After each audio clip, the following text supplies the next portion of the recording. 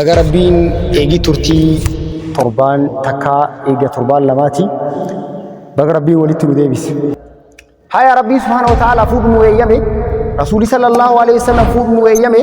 maaliif fuudhu nu eeyyame? Shari'aan islaamaa waan hunda ragaa waliin deemtu waan ta'eef rabbii subhanahu wa ta'ala fuudhu kan nuuf eeyyamee jira jecha. Gartee meher isaanii nihla ay bitii bi anfusikum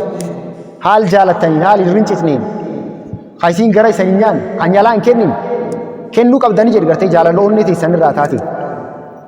yoo feetan kennaa feetan dhowwadha jechuun jaalaloonni teessan irraa taate jechuun haal jaalataniin kennaa jechuun malee. Kanaafuu haqqii dubartiitii sun haadhii isii keessaan qabdu abbaan isii keessaan qabu yoo isii feete kenniteef malee sun ka'ee nuti kan dubartii suniiti jecha. Rasuulli sallallahu alaihi wasallam dubartii wayii dhuftee ni dhufee jetteen gartee nafsi ati tan siif kennuuf takki akka tana fuutu barbaadaa jetteen jetta. Rasuulli sallallahu alaihi wasallam gari isii ilaalee ammatti dubartii fuudhuuf haajaa hin qabne agarsiise jechuudha. Namni wayii ol ka'ee yaa Rasuula Rabbii eegii haajaa isii irraa hin qabne taate dubartii fuudhuuf haajaa ammata yeroo ammaatti hin qabne taate na fuusisii jedheen. Rasuulli sallallahu alaihi wasallam nam sun himaan jedhee waan na kaan si hiinu waan mihiraa odoo isiin gartee qubee takka taate illee barbaadi fidii jedhe Rasuulli sallallahu alaihi wasallam. Kanaafuu meheri waan diqqaallee ni ta'a waan guddaallee ni ta'a jecha yoo abbaa sun qabaate yoo gartee dubartii sun siif eeyyamte si lakkiste illee ni danda'a. Garuu maharii baasuun dirqama jecha.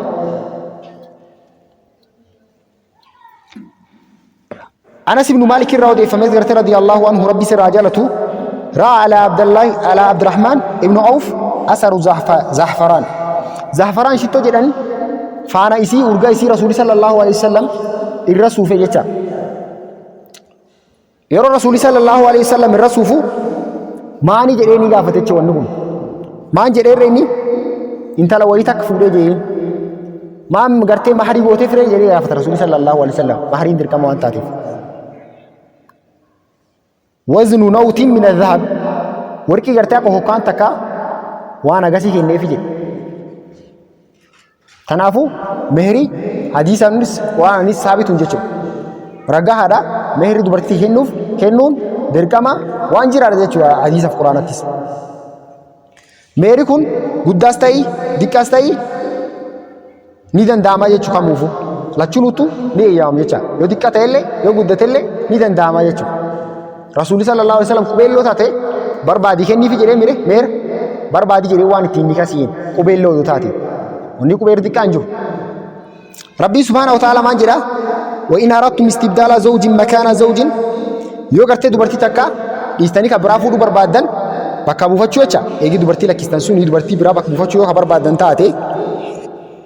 وآتيتم إحداهن قنطارا دبرتي سوني أموكا كنيتاني جرتان كلاكيسو جرتان سوني يجي كنيتاني جرتان تاتي قنطارا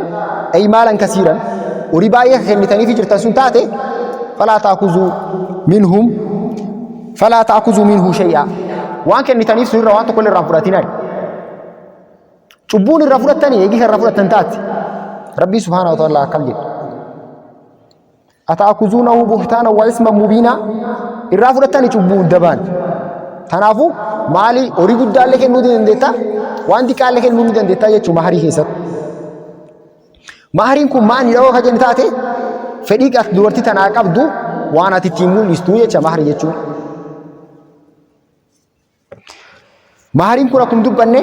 خدوبرتي ساني قفا يجا نمي تو كولن كيسان قبا كيسيتي يسين ديرساكن يتف تاتي ومارا كون قبو نيلين نياچو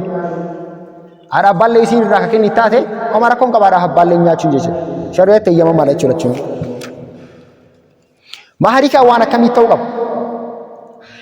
Mahariin kun waan horii ta'a kamuu maharii ta'uu ni danda'a jecha. Waan horii ta'a waan namni irraa fayyadama kamuu maharii ta'uu ni danda'a jecha. Mubaahan ka eeyyamamaa ta'e jechuudha. Mimmaa yajuuzu tamliikun waan gartee tan dhuunfachuu dandeetti waan ati gurgurachuu dandeetti wal intifaa'u bi akkasumas waan ati itti fayyadamuu dandeettoo ta'e maharii ni ta'a jecha wanni kun. Falaa yajuuzu bi khamri waan akka farsoofa maharii godhuu hin dandeettu jecha. Waan haraamaa shari'aa keessatti maharii gootee namaa kennuu hin dandeechuu jechuudha. akkasumas horii nam saaman fa'a maharii namaa kennuu hin dandeettu. Ka akka gartee saamam namni kennuuf jiruun kulleen beeku horii kan akka inni gartee saamamee kennuuf ka gartee namni hedduu kennuu jiruuf kulleen beeku. Ka dubartiin fudhachuu jirtu kulleen akka horii kun horii saamanii gadi dhufan akka ta'e ka beektu taate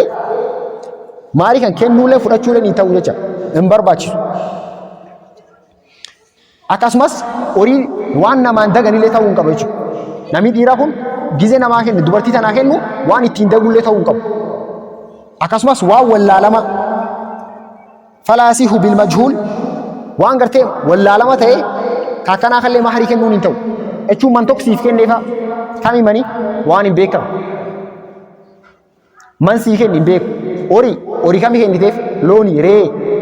maani waan hin beekamne ta'uu qaba. Dirqama maqaa dhaamee sun kaagana kagandaganaa jedhamee beekamuu qaba jecha adda baafamuu qaba. Meerii kan bakkuma barbaadde kennuu hin dandeetta jechuudha. Garuu fageessitee akka namni hundee direesii godhuun hin danda'amu jettu lamaan islaamaa. Laakiin ammoo yoo amma kennuullee dandeettiin kennitaafi yoo xiqqoo tokko tursiteellee kennuufi barbaadde maal ni kennitaafi jecha. Haqa gartee jaarsii jaartii irraa qabu laallee asuma gabaabannaa jechuu gartee yoo rabbiin nuuf fedhe. Haqa jaartiif jaarsiin walirraa qaban hedduudha jecha.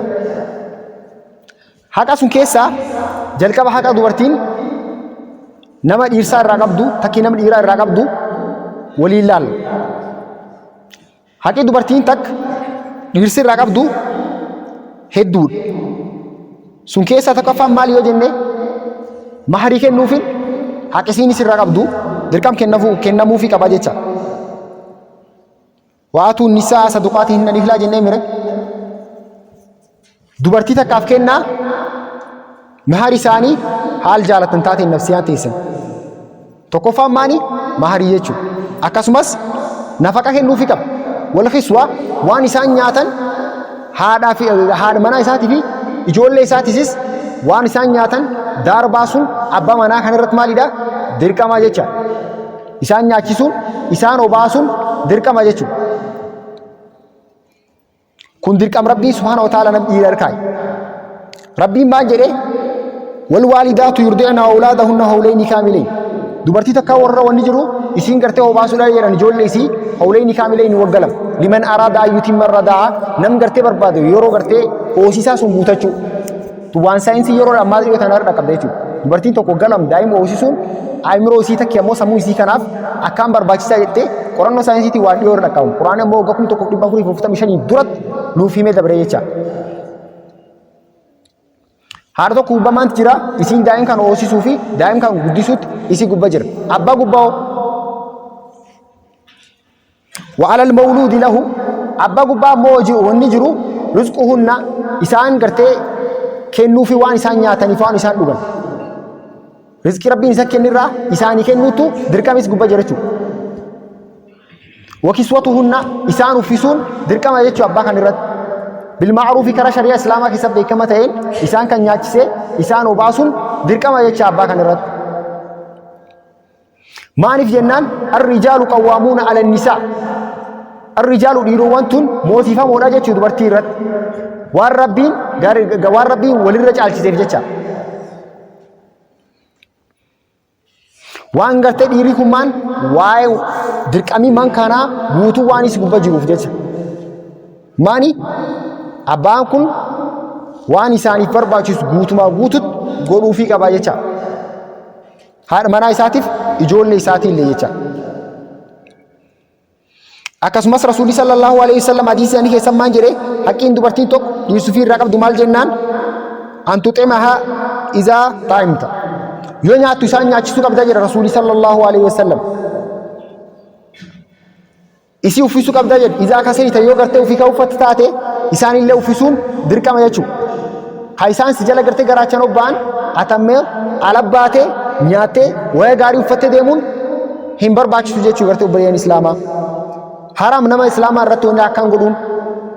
nama gaarii jechuun nama gartee warri isaatiif gaarii ta'e jedha Rasuulli sallallahu alaihi wasallam. Namni warri isaatiif gaarii hin ta'in namni inni gaarii ta'uuf hin jiru. Namni ilmee dhalee gaarii hin ta'in namni inni gaarii ta'uuf hin jiru. Namni haadha manaa isaatii gaarii hin ta'in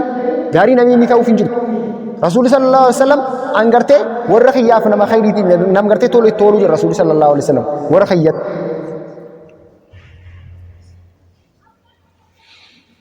akkasumas maali qabxiin taanu dubartii tana zina irraa isii ittisuudhaaf qabaa jedhan karaa kamiin karaa inni isii dabalamuuti yeroo inni isii ittiin dabalamne yoo ta'e isiin fedhii waan qabduuf alabbaatee zina dalaguu waan dandeettuuf dirqama inni maal ta'uu qaba jimaa isii waliin godhuu qaba jecha maaliif jennaan kun fedhii rabbiin ilma namaa keessatti uumee jiru waan ta'eef akkasumas karaa gaariidhaan isii waliin jiraachuu qaba jechuudha abbaan manaa kun waan isiin hin dandeenye isii gargaaruu qaba wahashiruhunna bil ma'ruf karaa gaariidhaan waliin jiraadha jedha rabbii subhaanahu wa ta'ala quraan keessa yoo dubbatu akhlaaq gaariidhaan haadha manaa waliin jiraachuun dirqamaa jecha akkasumas yoo dubartoota baay'ee kan qabaat ta'e maal ta'uu qaba wal qixxeessuu qaba jechuudha yookaan waliin qixxeessin taat maal jenna fa'in kiftum allaa ta'dilu fawaahidatan aw maa malakat aymaanukum yookaan waliin qixxeessin taate tokkumatti hirrisanii jira jedha rabbii subhaanahu wa ta'ala yookaan wal qixxeessin taate wanni si dhowwu hin jirtu jechuudha dhagaa furii fuudhuurraa laakiin namoo wanni guddoon ati waliin qixxeessitaadha malee ati wal qixxeessuu dhabuudha malee wamaa wanni sanirraa si dhowwu hin jirtu haqi dhiirsii dubartii irraa qabu maali ka dubartii ilaallee jirra haqi abbaan manaa haadha manaa irraa qabu maal ree haqi abbaan manaa haadha manaa irraa qabu ni caala jechuu kan ishiisan ni caala haqi dhiiraa haqa nam dubbaa san ni caala maaliif jennaan itti gaafatamummaa guddaanis gubbaa waan jiru tokkoffaan maal jennaan tissuudha jecha agartee sirrii isaa waan dhossaa isaa waan man keessatti warri lamaan qof beeku haadhi manaa kun tissuu qabdi jecha wa'adami ifshaa'i li ahad waan kan nam takka haasa'uu hin qabdu jecha nam takka haasa'uu hin qabdu haadhi manaa mistirii man isaanii kee jiru dhossa man isaanii kee jiru icciti man isaanii kee jiru nam takkaaf baatee haasa'uu hin qabdu waloo osoo kaa taate gartee haadha manaa isiillee nam takka haasa'uu hin qabdu jecha namni takka seenaa wayii keessatti akka dhagayetti namni wayii maal jedha dubartii haadhi manaa isaa san jalaa doote hin fuudhu maaliif hin fuudhin jedhanii gaafannaan gaafa takka jedhe gartee walitti buunee gussee jedhu ofirraa na biraa deemtee jedhe gartee mana haadhaaf abbaa gaafachuudhaaf dhufee jedhe dub gartee inni yeroo xiqqoo aga torbaanii wayii ture gaafachuudhaaf gara mana warri isaanii dhufee jedhe yoomuu an gara mana warri isaanii dhufu balbal keessa natti gabbaate jedhe balbal keessa natti gabbaate jedhe waman jedhiniini warra wama hin himne ziyaaraaf isaan dur dhufee as taa'u jira jedheeni jira wama ittiin himin hin gallaa jetteeni jedhe agami keennatti har'a waan akkanaa raawwate keessattuu faalalluuti gartee obboleeyyan islaamaa qur'aanni hadiisni nama biraatiif miti nuumaaf jecha tokkoffaan maan jenne hicciti mana kee jiru baastee haasa'uu dhabuudha jenna haasa'uu dhabuudha jenna gartee baastee haasa'uu hin qabdu lammaffaan ammoo wujuubu xaa'aatihi fil ma'ruuf waan gartee dirqam isaa ta'a dirqam ta'a jechuun isiin isa jechuun waan gartee shari'aa keessatti beekama ta'e waan haraama hin ta'in waan irra dhowwaan hin jirre waan halaal ta'een keessatti dubartiin tun abbaa manaatii waan inni itti ajajmuunu jettee irraa fudhachuu qabdi jecha dirqama jecha kun yoo inni ammoo waan haraama akka ajaj taate jalaa fudhachuu hin qabdi inni maroo jaarsisii ta'eef laa xaa'ata li makhluuqin fi ma'siyatillah rabbiin diduu keessatti makhluuqan jechuun hin taatu abbaa barbaadama hin ta'in nam tokko sodaachuu illee hin qabdu haraamaan keessatti nam tokko sodaachuu hin qabdu isi jechuu qabdi jechuudha maaliif jennaan waan rabbiin dhiira sana dubartii irra moosiseef jecha isin jechuu qabdi jechuudha lammaffaan tamkiinu min nafsihaa izaa da'aa ilaa firaashihaa isin isaaf mijooftee eeguu qabdi jecha yeroo gara firaasha ofiitti yaa'u waloo osoo sagalee dhaabuu jiraatee lakkisee biraa deemuu qabdi sagalee tan yoo inni yaa'u khalaas dirqam deemuu qabdi jechuu yoo inni yaa'u wanni feetoo jiraatte lakkistee biraa deemuu qabdi yoo inni yaa'u yaamtaatti dirqam jecha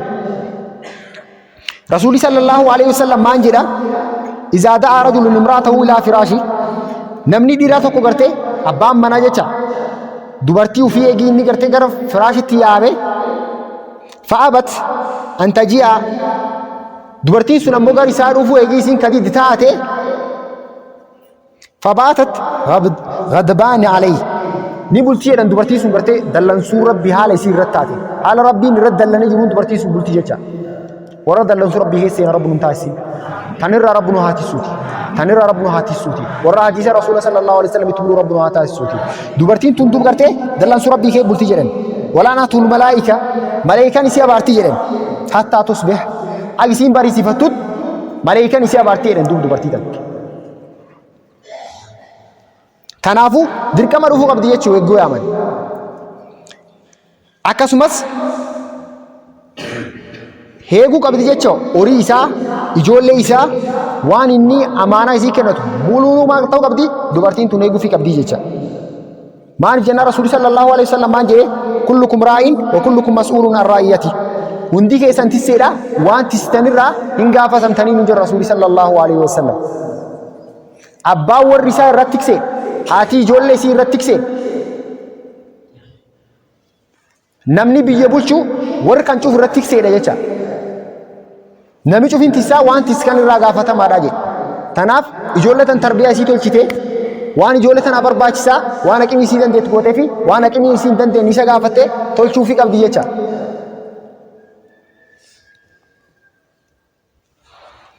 والمرأة راء في بيت زوجها رسول صلى الله عليه وسلم ما كان جد كلكم راء وكلكم مسؤول عن رعيته جري وندي كيسان تيسيدا وان تيسيدان راني غافتم تاني جري والمرأة راء في بيت زوجها دبرتين تيسيدا جري غرتي منا جارسايسي كيسد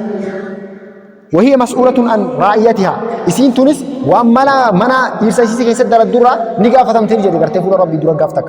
اتغافتم ما سون قبدي جچا